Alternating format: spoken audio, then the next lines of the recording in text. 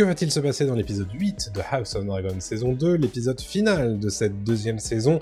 Il y a énormément de choses à dire sur le trailer. J'ai avancé la partie théorie, la vidéo théorie à ce mardi, puisque j'ai besoin de temps en fait pour travailler le décryptage de l'épisode 7. Donc c'est parti pour le décryptage et les théories sur le trailer de l'épisode 8. Il y aura évidemment toute une partie sans spoiler, basée uniquement sur ce qu'on voit, et ensuite je parlerai au lecteur, mais je préviendrai évidemment. Allez, c'est parti pour le décryptage du trailer. On est parti évidemment avec ce premier plan qui se déroule à Dragonstone. On reconnaît évidemment le château à gauche avec Rhaenyra et Mysaria, c'est désormais son bras droit, Mysaria, et deux dragons qui sont en train de voler dans les airs. On imagine que ce sont sans doute les deux nouveaux dragons qui ont été revendiqués la semaine dernière dans l'épisode 7, avec Vermithor sans doute, et Silverwing, on l'imagine. On voit aussi au moins deux, peut-être trois, avec une petite forme à gauche, là, juste ici. Peut-être que c'est aussi un navire Velaryon de la flotte qui protège l'île de Père Dragon. On l'imagine en tout cas. Voici donc pour ce premier plan. Un deuxième plan qui nous montre bien l'armée Lannister et l'armée des Lefford de mémoire qui viennent de la Dent Dorée, la Golden Tooth, et qui sont en train de marcher, on l'imagine, vers l'est, potentiellement vers Riverrun Vivzeg ou même vers Harrenhal. Ça, évidemment, l'histoire nous le dira dans l'épisode 8, mais encore une fois, je reviens à cette proposition de bataille de la part de Jason Lannister, qui avait l'air de dire que pour lui, ce serait autour de la Rufurque que la prochaine bataille aurait lieu. On imagine que c'est cette bataille-là qu'on va avoir dans l'épisode 8.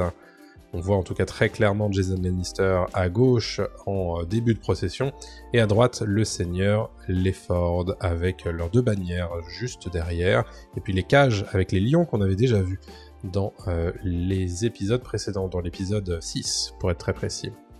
Ici, là, c'est très intéressant puisqu'on se trouve aux jumeaux, et on voit très nettement les bannières des Stark. Donc ce sont, semble-t-il, les loups de l'hiver, envoyés par Cregan Stark, qui viennent participer et rejoindre l'effort de guerre de Rhaenyra. L'histoire ne dit pas cependant s'ils vont vers Harrenhal ou s'ils vont ailleurs.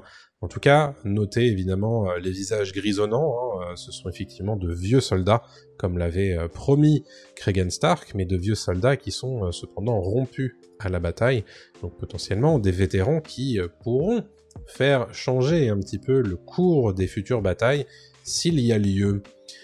Là, on est très clairement sur l'armée Hightower qui chemine très probablement sur une terre battue, on voit, et on les voit ici. Alors c'est très intéressant, évidemment, les fanions Hightower, voilà, mais aussi et surtout le dragon qui les survole. Et on a le plan qui continue et qui nous permet de voir la couleur de ce dragon. Ce dragon, il est bleu, et ce dragon, il a les ailes membraneuses, rosées, cuivrées.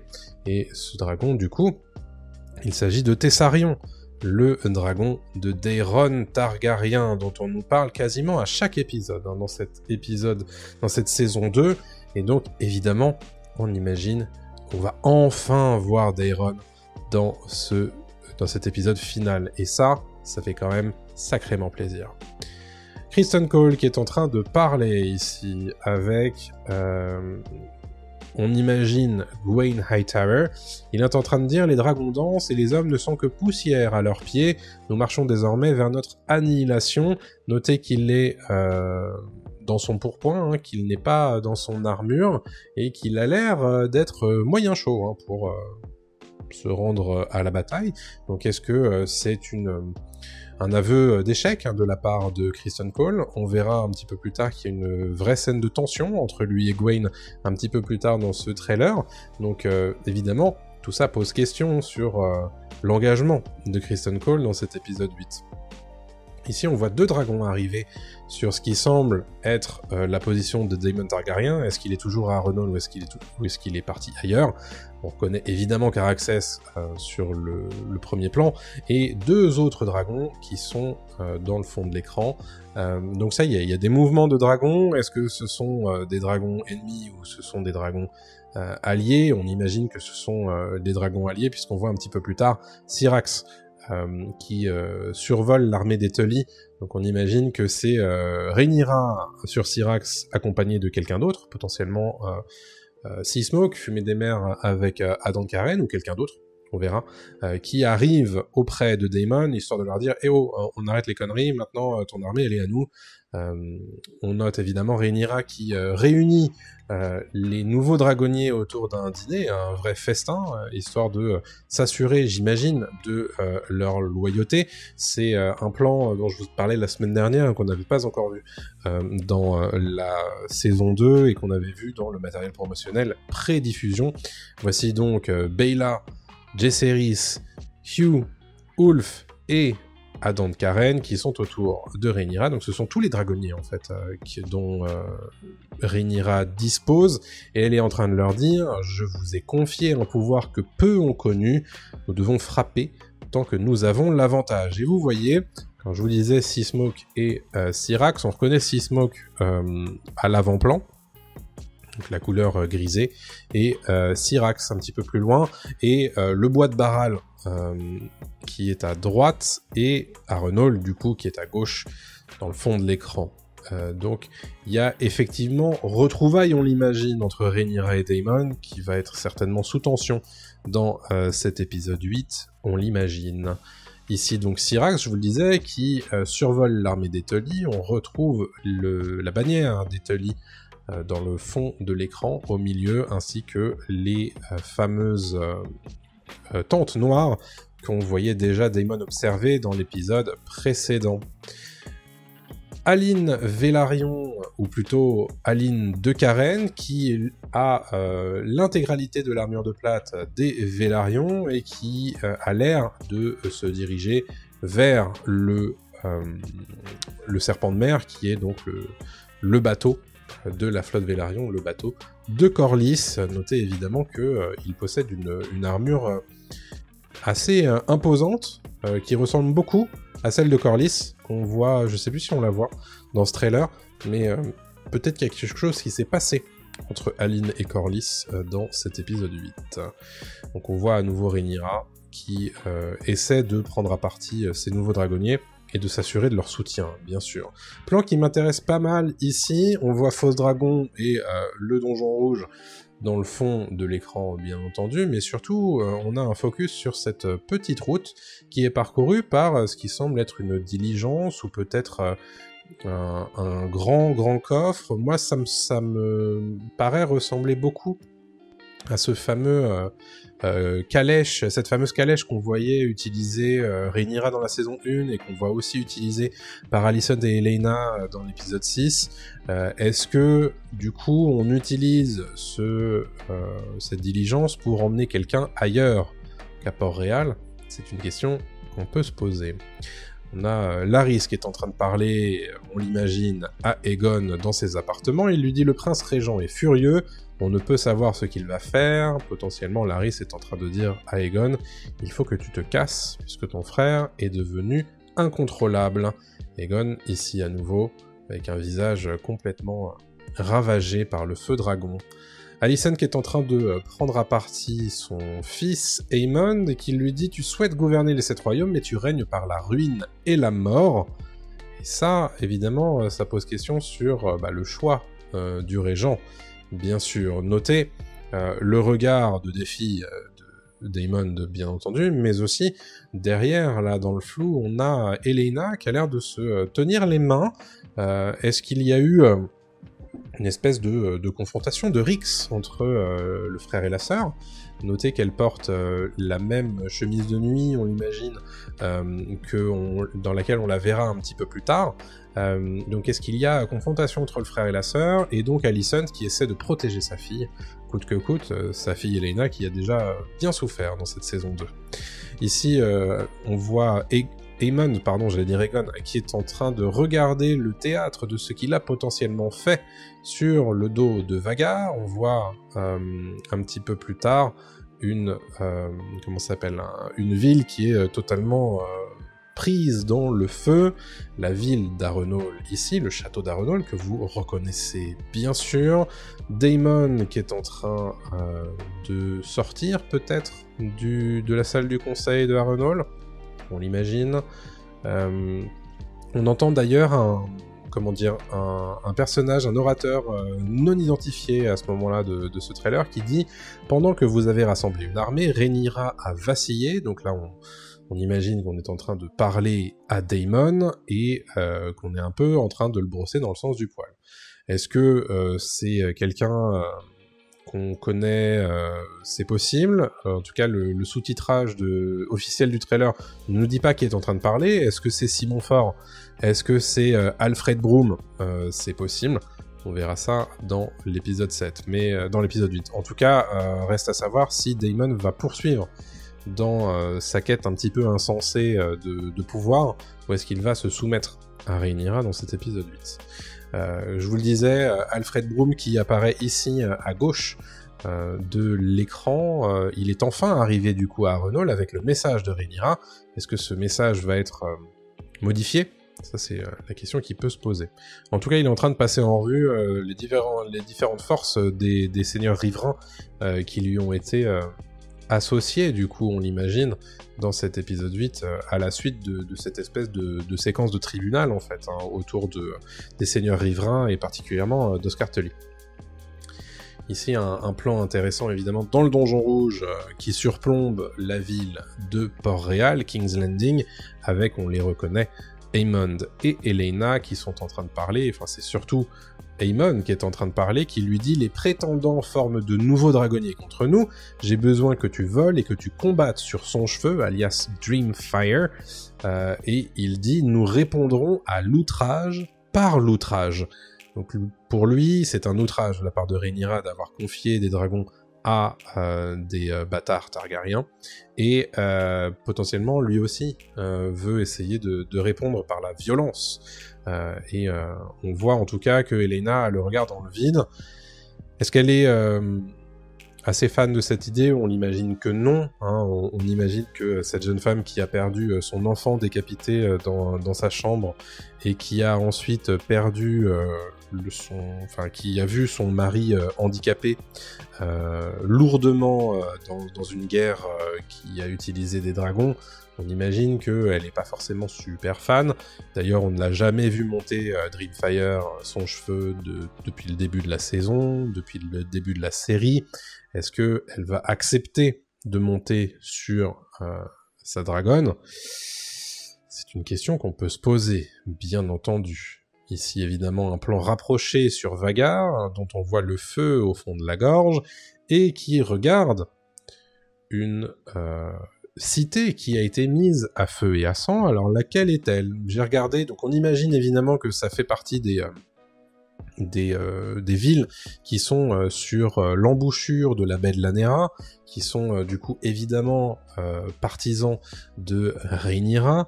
Donc ça permet d'évacuer un certain nombre de villes. Ici, je pense pas que ce soit une ville qu'on ait déjà vue, mais on peut sans doute imaginer que Aemond, par rage, après avoir vu les nouveaux dragonniers chez Rhaenyra à Dragonstone, se passe ses nerfs avec Vhagar sur une ville qui fait partie des partisans de Rhaenyra. Donc laquelle est-elle? On peut imaginer que c'est Pointe-Vive, la maison des Barremon. Ça peut aussi être potentiellement Viergetan, encore que je crois que Viergetan se trouve dans les terres. Tout ça pour dire que voilà, c'est sans doute une ville de moindre importance que Aemond est allé attaquer, en se disant de toute façon les dragons ils sont tous à Dragonstone, donc allons-y, je me fais plaisir. Encore une fois, un plan des jumeaux avec une armée qui traverse le pont des jumeaux, du coup qui va permettre à cette armée des vétérans de Cregan Stark d'entrer vers ce qui est pour eux considéré comme le sud, hein, tout simplement, et donc se diriger potentiellement vers Harrenhal, ou du moins essayer de grossir les rangs des des partisans de Rhaenyra, tout simplement. Ici, encore une fois, les Hightower, donc on s'imagine bien qu'on insiste vraiment sur une bataille rangée, une bataille au sol, dans cet épisode 8. Est-ce que ce serait une bataille avec des dragons? On peut l'imaginer. Ici, un plan d'Addan de Karen qui est en armure, donc c'est pour ça que je vous disais que c'était très probable que ce soit lui qui accompagne Rhaenyra à Harrenhal, puisque il est prêt pour chevaucher, et il est en armure. Ici, évidemment, un plan d'importance qu'on avait déjà vu dans le matériel teaser de la saison 2, et qui est un plan très intéressant, puisqu'il est sur les flots, et on y voit un bateau marqué d'un drapeau noir. Sur les logos, j'ai du mal sur les blasons, j'ai du mal à les reconnaître, mais derrière, énormément de bateaux aux voiles blanches. Alors, qu'est-ce que c'est? Ça, c'est difficile à dire. En tout cas, on en parlera peut-être un petit peu plus tard avec les lecteurs. Ici, vous le voyez, une femme, visiblement, qui est en train de maltraiter un personnage pour l'instant inconnu, donc c'est la même femme ici qu'on voit ici et ici, et notez évidemment les palmiers dans le fond de l'écran, les personnages qui sont vêtus très corsaires, donc on imagine que c'est probablement des pirates de la Triarchie qui sont en train de malmener, on l'imagine, Tyland Lannister, puisque lui a été envoyé, rappelez-vous, par Aemond, essayer de faire des tractations, des négociations potentiellement du coup pas très fructueuses du côté de la Triarchie pour les emmener à combattre la flotte Velaryon. Donc on peut s'imaginer que ce plan-là, c'est peut-être la Triarchie qui se décide à traverser le détroit. C'est possible. Voilà donc pour Tyland Lannister qui a l'air, en tout cas j'imagine que c'est Tyland Lannister, il me semble reconnaître les cheveux un peu longs, la barbe un peu épaisse, c'est possible que ce soit lui, qui soit en tout cas malmené, assez mal reçu par la Triarchie, peut-être d'ailleurs que on lui dit ouais mais en fait si tu bats une de nos pirates, tu auras le droit à notre soutien, et visiblement ça se passe pas forcément très très bien. Ici un plan intéressant, on imagine que là aussi on est en Essos, on reconnaît les palmiers un petit peu partout, et que ce serait du coup l'escorte de Tyland vers une des villes de la Triarchie pour leur demander leur aide. On reconnaît évidemment le dragon sur les voiles, j'imagine que les voiles sont vertes et que le dragon est doré, dans symbole évidemment de l'allégeance à Aegon. Un petit plan de Rhaena qui est en train de courir dans la pampa, on imagine que c'est en direction de ce fameux dragon, encore mystérieux dans le Val. Est-ce qu'elle va décider d'abandonner Viserys et Aegon le Jeune? Ça c'est la grande question, et surtout comment va se passer la rencontre avec le dragon, puisque bon là ça y est, ça commence à faire 4 épisodes qu'on nous le tease, on imagine que ça y est, cette rencontre va avoir lieu et qu'elle va potentiellement réussir à le chevaucher ou pas. Donc ça évidemment, réponse dans l'épisode 8, je l'imagine. Voilà ce fameux plan dont je vous parlais, Corlys dans son armure de plate complète, avec la main du roi, enfin la main de la reine, sur en dessous du cou, et qui est vraisemblablement en train de regarder Aline de Karen dans une armure de plate qui lui ressemble beaucoup. Donc est-ce que Corlys a fait le choix de lui donner l'héritage de la marque? C'est pas impossible. Ça fait quand même quasiment toute la saison que la succession de Corlys sur le trône de Bois Flotté est en question, donc ce serait pas impossible qu'il ait enfin fait son choix dans l'épisode 8.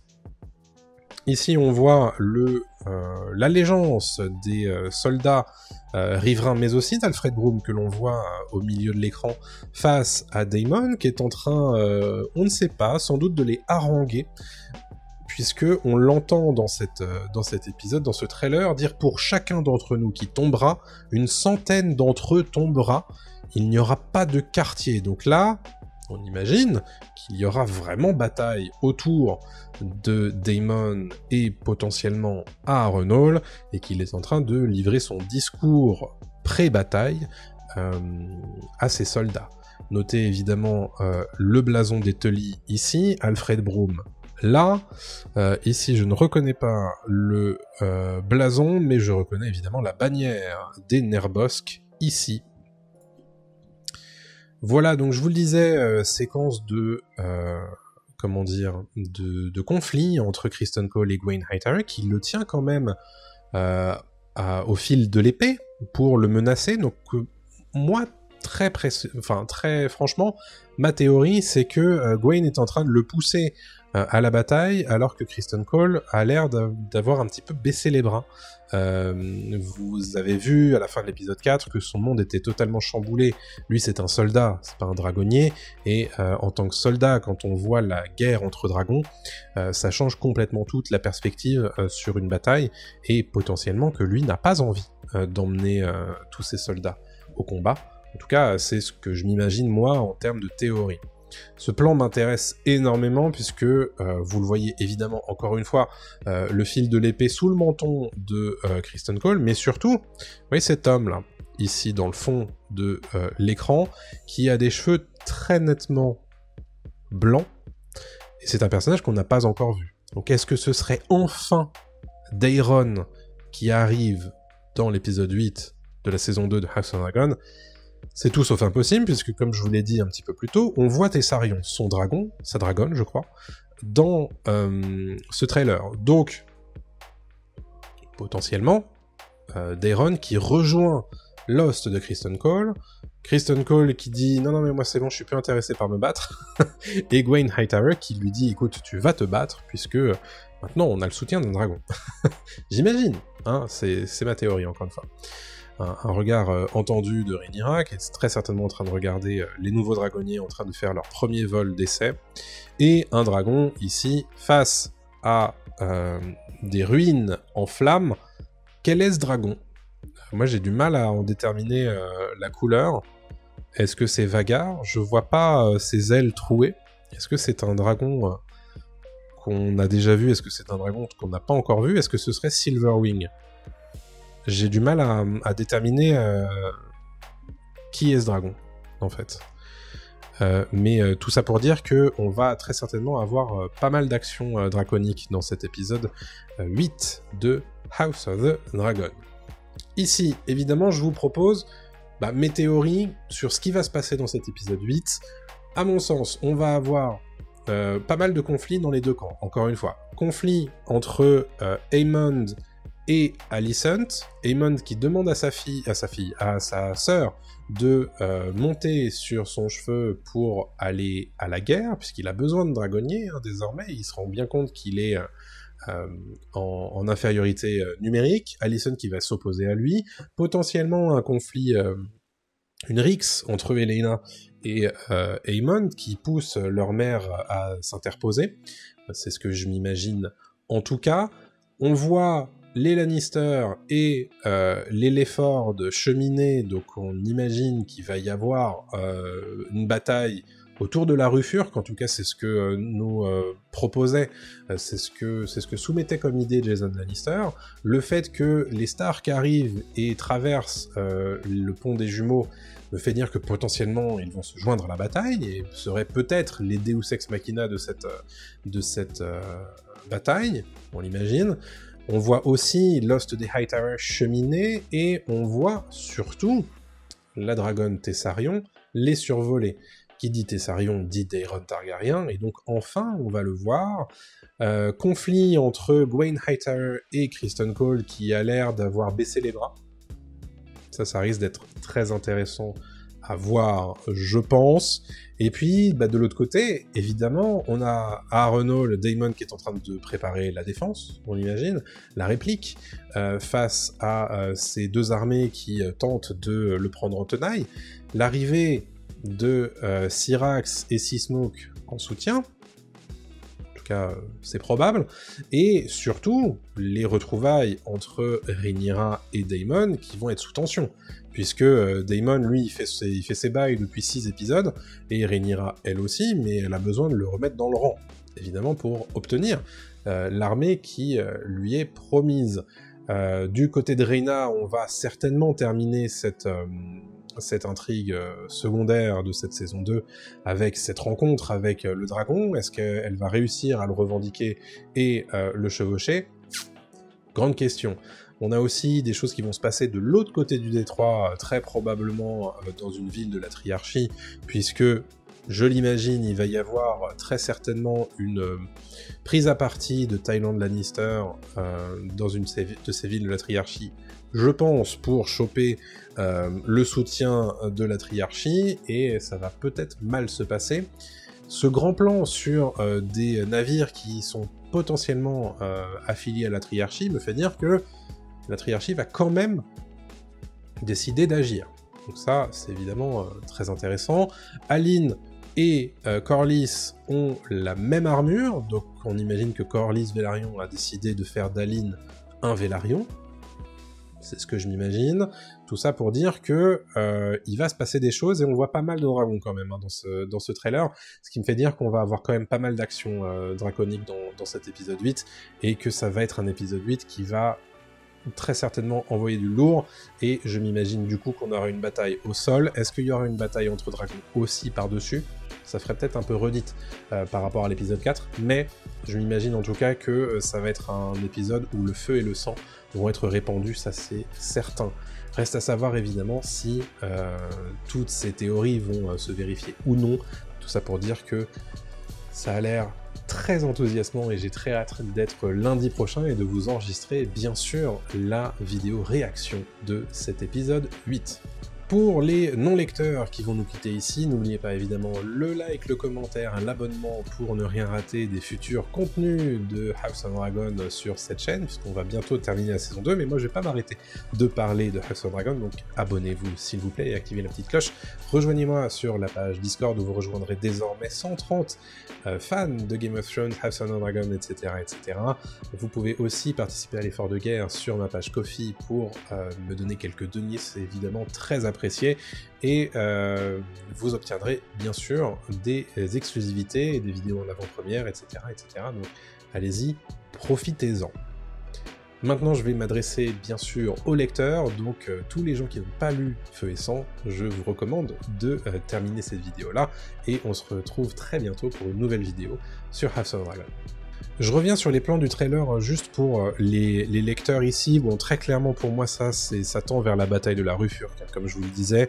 Je le disais en partie non spoiler parce que c'était déjà présent dans la saison de toute manière, mais ça me paraît évident qu'on a avancé de la timeline, la chronologie, pour faire en sorte que la bataille de la Rufurque soit avant celle de la bataille du Gosier.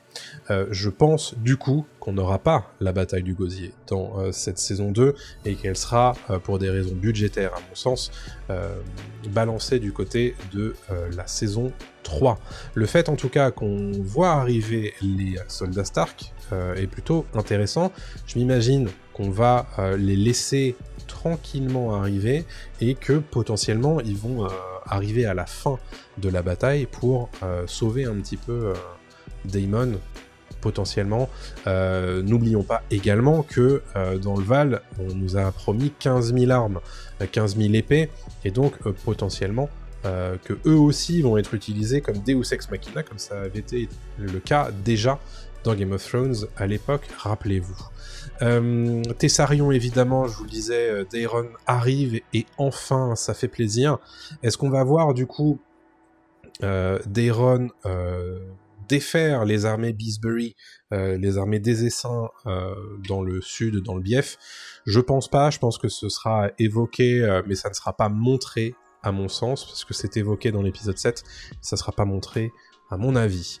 Il va rejoindre, du coup, on l'imagine, Kristen Cole et Gwen Hightower, puisqu'on le voit, hein, du coup, dans ce trailer. Ici, moi, ma grande question, c'est qu'est-ce qui va se passer quand Caraxes et Daemon vont voir arriver Syrax, Rhaenyra et Seasmoke et Adam? C'est évidemment une grande question qui se pose. Bien sûr, tout ça, j'aime beaucoup le fait qu'on va dîner entre nouveaux dragonniers et anciens dragonniers, et essayer de cimenter ces fameuses allégeances qui sont potentiellement friables, comme vous le savez, en tant que lecteur. Ici Harrenhal, Corlys Velaryon, à mon avis, ça y est, il a choisi il a choisi Aline en tant qu'héritier de la marque, ça me paraît certain. Ici, est-ce que ce serait pas la fuite d'Aegon de Port-Réal, qui serait organisée au petit matin par Larys Fort, on le voit en tout cas parler à Aegon, c'est pas impossible, qui vire Aegon pour sa sécurité. Je suis assez intrigué par ce qui va se passer autour de Helaena, parce que vous le savez, Helaena dans le bouquin, elle finit par se suicider, du coup, est-ce qu'on va pas changer sa fin dans la saison 2 et permettre du coup de la faire partir un peu avec un coup d'éclat et de la faire monter sur son cheveu et de tuer à la fois son cheveu et Helaena en même temps dans l'épisode 8 de la saison 2, ça serait une bonne manière de l'évacuer de la saison et de la série, je pense. Ici, Aemon, du coup, alors je sais pas quelle ville il a brûlé. Vous me direz, vous, si vous avez des théories dans les commentaires. Je me demande si Broom va pas retourner sa veste aussi, au profit de Daemon, et non de Rhaenyra. Ce qui donnerait du coup, ce qui nous expliquerait que c'est du coup lui qui dit ce fameux truc que Rhaenyra a vacillé selon lui. Voilà. Et alors, je sais qu'il y a des théories qui veulent que Helaena et Aemond sont ensemble dans la série. Est-ce que ce serait pas l'occasion aussi de nous le confirmer ou non dans cette séquence-là au Donjon Rouge? À voir. Voilà, bon, ça c'est très clairement la triarchie, je pense. Même si j'ai du mal à identifier le blason, pour être très honnête. C'est très clairement la triarchie, et je pense que ça fera partie des plans cliffhanger de fin d'épisode 8, en mode regardez, la triarchie a décidé quand même d'aller s'attaquer au Velaryon, et donc ce qui tendra vers une bataille du gosier probablement en début de saison 3. Je pense pas qu'ils aient le budget de faire la bataille du gosier sur cet épisode 8 de saison 2. J'en serais très surpris, et ce qui expliquerait du coup qu'elle ait été décalée en saison 3 et qu'on ait mis la bataille de la rue Furk en fin de saison 2. Ce qui expliquerait du coup le changement chronologique. En tout état de cause, on voit, enfin, c'est très clairement Tyland Lannister, hein, je pense, vous le confirmerez ou non, mais ça se passe mal malgré tout pour lui. Et qu'est-ce que je veux dire? Donc Rhaena, je pense que c'est voleur de moutons qu'elle va rencontrer et potentiellement chevaucher, ce qui confirmerait qu'elle a désormais le rôle d'Orty, et que Orty n'apparaîtra pas dans la série House of Dragon. Orty Nettles en anglais pour les anglophones. Voilà pour ça, et voilà, donc très clairement Daeron qui, enfin j'imagine, est derrière Gwen Hightower ici. Et ce dragon, est-ce que c'est un dragon qu'on n'a encore jamais vu, ou est-ce que c'est un dragon qu'on vient de voir? Ce serait peut-être Silverwing, ce serait plutôt logique, je l'imagine. Alors si ça se trouve, du coup, la ville qui a été brûlée et incendiée face à Aemond, ce serait plutôt une ville qui serait alliée au Vert. Donc ce serait peut-être Roseby ou Sombreval, ce qui serait intéressant, du coup. Et tout ça pour dire qu'il va se passer énormément de choses dans cet épisode 8, et j'ai trop hâte de le découvrir. Quelles sont vos théories dans les commentaires? Dites-le moi, bien entendu. Je lirai tout. Évitez cependant de spoiler les gens dans les commentaires. Prévenez que votre commentaire va inclure des spoilers du livre, comme ça les gens sont au courant avant que vous les spoiliez. Ce serait évidemment très apprécié. On se donne rendez-vous très prochainement pour une nouvelle vidéo. D'ici là, portez-vous bien. Salut à tous.